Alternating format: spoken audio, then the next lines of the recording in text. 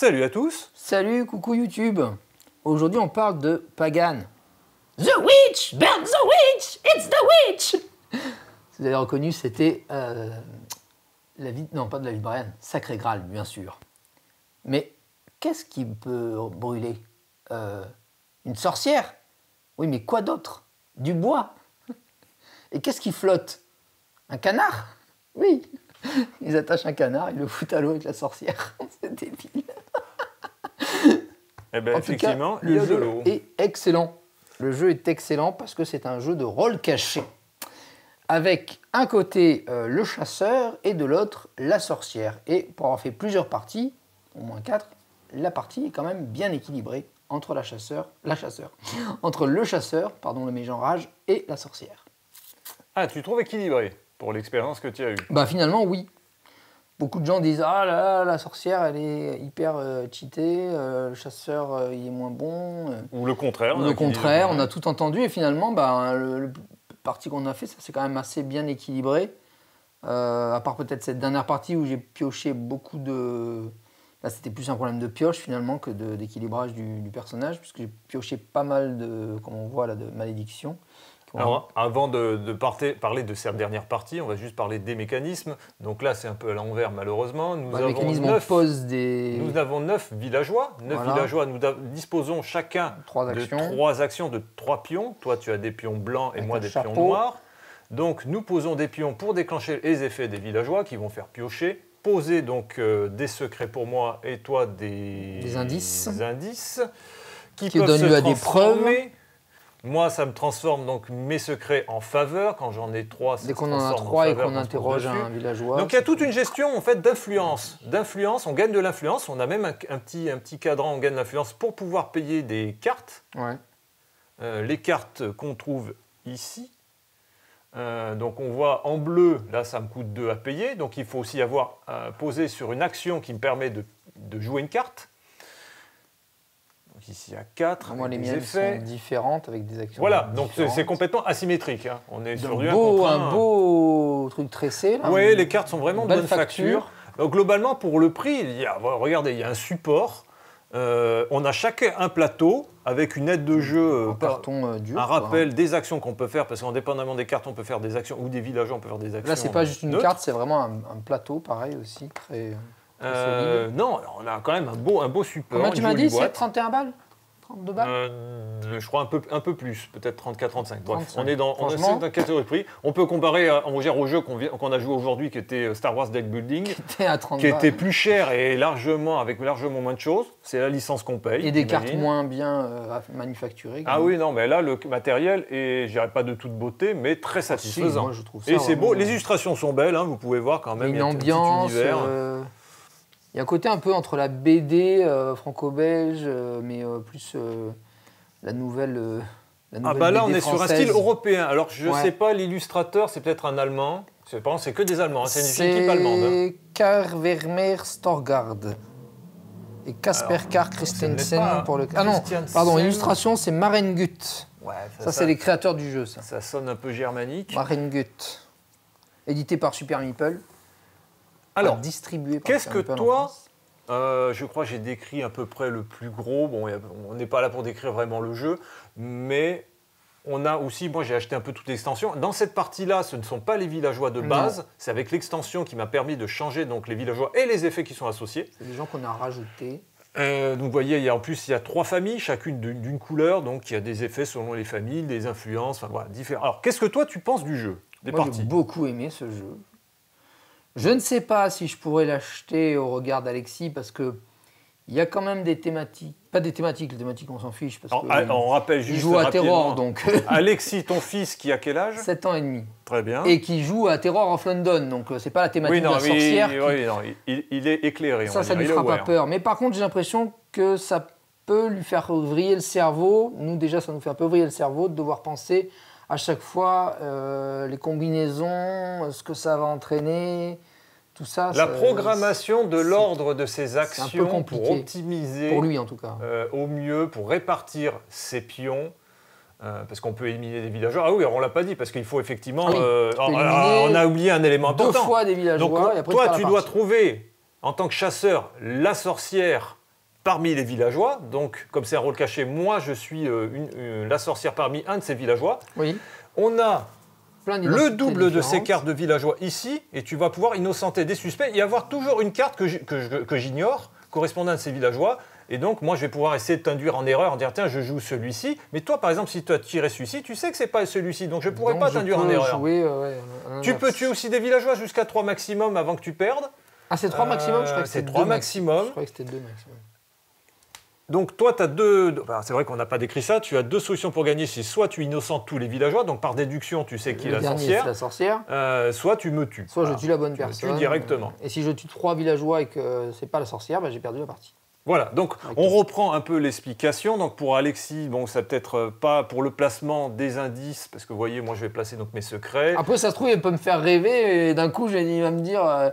je joue et puis j'arrive et puis il me fait un truc de fou et puis voilà quoi, bon, ça peut arriver. C'est ton estimation, enfin tu connais un peu ton fils. Bon, indépendamment de ton fils, de ton expérience qui est propre, actuelle, de ton expérience là des... J'ai beaucoup aimé le principe d'avoir un petit peu comme dans Dice Throne, des points de compétences, d'argent, d'influence qu'on se rajoute pour pouvoir jouer certaines cartes. Donc ça permet à la fois de jouer des cartes ou de faire les actions des villageois ou de faire des actions uniques sur le plateau, attaquant ou défenseur. Je dirais qu'on joue au foot, attaquant, défenseur. Voilà. Et j'aime bien aussi ce côté de pouvoir installer donc des lieux ici et des sur alliés. Les bords, voilà. Toi, tu vas avoir des alliés et des lieux sur lesquels tu vas pouvoir même solliciter une action pour faire quelque chose. Par exemple, là, c'est révéler les 2 premières cartes de votre pioche. Donc ici, jouez-en une gratuitement, défaussez l'autre. Voilà, donc, alors ça, c'est pas cher et c'est très puissant. Je l'ai beaucoup utilisé dans la partie précédente et c'est très efficace. Et surtout, il y avait un autre truc qui était pas mal, c'était celui-ci qui disait montrer 2 cartes. L'adversaire en défausse 1, vous pouvez jouer l'autre gratuitement. Si vous prenez 2 cartes fortes comme ça, l'adversaire il est baisé parce qu'il est obligé de vous en donner au moins une des 2 et les 2 sont très fortes. Et donc ça peut entraîner, si on est suffisamment malin, on peut entraîner des non-choix chez l'adversaire. Il va croire qu'il va faire un truc super. Comme Nicolas tout à l'heure, tu m'as défaussé un 4, tu m'as laissé jouer un 2, mais en faisant ça, tu m'as ouvert la porte pour celui-là qui disait si le coût de la première carte de votre défausse est de 3 ou plus, vous gagnez 3 de... Oui, mais ça, je ne l'ai pas anticipé. C'est toi qui l'as anticipé sur ton propre play, je ne l'ai pas vu. Et ça, tu ne l'avais pas vu. Alors, du coup, ça là, comme je disais, c'est conforté dans mon... Ce sont les villageois de l'extension qui sont un peu plus... qui demandent un peu plus tactique, on va dire. Oui, c'est ça, parce qu'il faut vraiment anticiper, il faut payer un coût supplémentaire pour avoir un effet décuplé. Donc, j'ai l'impression qu'il faut maîtriser un tant soit peu plus le jeu pour avoir plus de fluidité. Donc, moi, je ne maîtrisais pas encore assez le jeu, et toi non plus. Donc, on a un peu galéré avec ces nouveaux villageois. Là, on fait combien? On fait quand même notre... au 3e, 1, 2, 3, 4, 5e? Non, on est 3 parties. 3 parties? C'est tout. Tu as joué une fois le chasseur.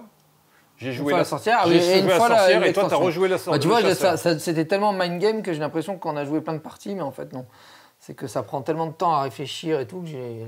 Alors, pour simplement décrire cette partie que l'on voit ici, c'est qu'il a démarré sur le chapeau de roue, j'étais très embêté, c'est qu'il peut mettre des enquêtes sur chacun des villageois. Donc ça fait un effet. Chaque fois que je me rends voir, je vais voir ce villageois pour faire l'action, il va bénéficier là, ici, de 3 d'influence, qui va permettre de payer ses cartes. Et chaque fois, je lui donnais un gros bonus. Donc, il m'a bien bloqué là. Je ne voulais pas lui donner autant d'influence parce qu'il avait déjà pas mal d'avantages. Mais il en a placé plein. Il a placé 1, 2, 3, 4, 5, 6, 7. Il a supprimé carrément l'effet de la carte. Donc, j'ai beau me placer dessus. Alors, vous voyez, là, c'est vrai que c'est à l'envers. Piocher une carte si vous dépensez... Non, c'est pas l'effet. Je voulais simplement décrire, pas l'effet, mais l'influence, le secret que tu vas placer, que ce soit toi ou moi. Si tu vas sur un villageois, ici, vous voyez, il y a une carte bleue avec un petit pion. Donc, vous pouvez mettre sur un bleu. Donc ici, moi, c'est la sorcière, c'est un secret sur la carte de votre choix. Un pas. Et vous avez chacun, donc, là, par exemple, vous allez en mettre 2 avec sur un des membres de la famille verte, bon, des petits trucs comme ça. La famille verte rouge. Toi, on a aussi oublié ta condition de victoire en tant que sorcière. Non, c'est pas toi, c'est moi. Parce que c'est moi qui joue à sorcière. Oui. Je dois, quand j'ai 3 secrets, je peux transformer en une faveur. Qui est une petite... Quand j'ai 2 faveurs sur un villageois, je double son effet quand je me trouve dessus, ce qui est intéressant. Ouais. Et quand j'ai 3 faveurs, il faut que je me mette dessus pour enclencher un rituel. Et à ce moment-là, j'ai gagné la partie. Parce que là, on a décrit les conditions de victoire du chasseur, mais pas de la sorcière. C'est vrai qu'on c'est un peu... Et je peux éliminer un villageois aussi, si j'ai un pied sur chacun des autres villageois. Oui, voilà, ça, on rentre encore dans d'autres règles. Non, mais je pensais que c'était important quand même de décrire les conditions quand même de victoire. On les a décrites pour le chasseur. Non, mais ça peut être une question de victoire, parce que si je tombe juste, ce qui s'est passé, d'ailleurs, je suis tombé juste, j'ai tué la personne. Mais non, mais on en a parlé. La condition de victoire, c'était de tuer la sorcière, c'est ce qu'il a fait. Bon, alors, voilà, on va en venir. On va venir, donc là, je disais, il avait mis pas mal d'enquêtes. Mais le problème de ces enquêtes, c'est que je ne pouvais... J'ai eu des atouts qui me permettaient de m'en débarrasser ou de les bouger que très tardivement. Oui. Donc surtout le play qui était assez compliqué, ça m'a demandé vraiment un remue-ménage de calculer. Dire, si je fais ça, à un moment, j'ai fait un joli tour, mais après, je suis mort juste au tour suivant. Mais moi, j'étais celle-ci. Donc j'étais Hazel. Le problème d'Hazel, c'était une de celles qui m'avait libéré, qui m'avait laissé libre pour avoir de l'influence, pour jouer mes cartes. Donc je l'ai pas mal joué. Et je me suis dit, par élimination, pour m'empêcher d'avoir un avantage, il risque de me la tuer, ce qu'il a fait. Alors, il avait hésité avec celui-ci aussi, mais par malchance, j'ai pris un risque, et en plus, une chance sur 2, il a zigouillé celle que j'étais. Donc, j'étais assez coincé sur cette partie, et j'ai pris, en tout cas pour cette partie-là, assez peu de plaisir, parce que vraiment, j'avais peu de recours. J'ai pioché beaucoup de cartes, j'ai essayé d'avoir de l'influence, mais j'ai eu beaucoup de difficultés à me défaire un peu de la nasse que tu avais mise en place dès le départ de. Oui, c'est vrai que là, je pense que ça doit être hyper rare d'arriver à poser quand même 8, parce que tu en as enlevé un, mais. Oui, voilà, tu en avais 8, parce qu'il y en a aussi de l'autre côté, donc ça lui faisait des effets supplémentaires sur chaque villageois. Et voilà, donc en tout cas, cette partie a été compliquée. Pour les autres, je les ai trouvés plutôt équilibrés et sympathiques. Celle-ci, avec les nouveaux villageois et ton démarrage en trombe, waouh! Alors, je vais revenir en fait sur une critique aussi. Je trouve le jeu très intéressant, qui lui demande effectivement une expertise et pas mal de parties. Le jeu est très intéressant, mais il y a vraiment un truc qui me déplaît. Pour un jeu de ce type, avec pas mal de cartes, parce que j'ai les extensions, on peut changer les cartes pour se constituer presque, on fait un nouveau deck comme un Magic, on peut faire des choses très intéressantes. Mais la mécanique qui marche bien, mais de se reposer à compter sur les placements pour que ce soit toi des preuves, des indices et des preuves, des secrets et des faveurs, je trouve que ça demande beaucoup trop, pour un jeu de ce type, trop d'aller-retour dans la pensée, dire « Ah, si je fais ça, mais j'ai oublié ça, mais je ne vais pas débloquer ça, et si je fais les potions... » Oui, ça croque un peu le cerveau. Et là, en plus, j'étais dans une situation, ce n'est pas toujours le cas, mais une situation qui était tendue, où il fallait vraiment que je réfléchisse à mon placement et comment vraiment optimiser les placements des trucs pour ne pas te donner trop d'indices. Ouais. Et je trouvais que c'est cette gestion, alors ça dépend des parties que vous allez jouer, mais des fois... ça m'a croqué le cerveau. Et là, par rapport aux autres parties qu'on avait jouées, eh bien, j'ai pris beaucoup moins de plaisir, avec peu de solutions, beaucoup trop de calculs, et pour me faire avoir couillonnement. Mais après, bon, je pense qu'un meilleur joueur aurait peut-être mieux géré. Mais ouais, je pense qu'un jeu comme ça aurait gagné à avoir un peu plus de fluidité pour la gestion de ces jetons. Après, ça doit sans doute, quand tu as l'habitude du jeu, sans doute que tu dois ça s'équilibre. Ouais, peut-être un peu plus de facilité, mais vraiment au niveau de la programmation, parce que tu disposes de 3 actions pendant ton tour, et les calculs, et selon la situation dans laquelle tu te trouves, ça peut être un peu lourd. C'est pas très lourd, mais dès que c'est ton tour, tu peux... Alors déjà...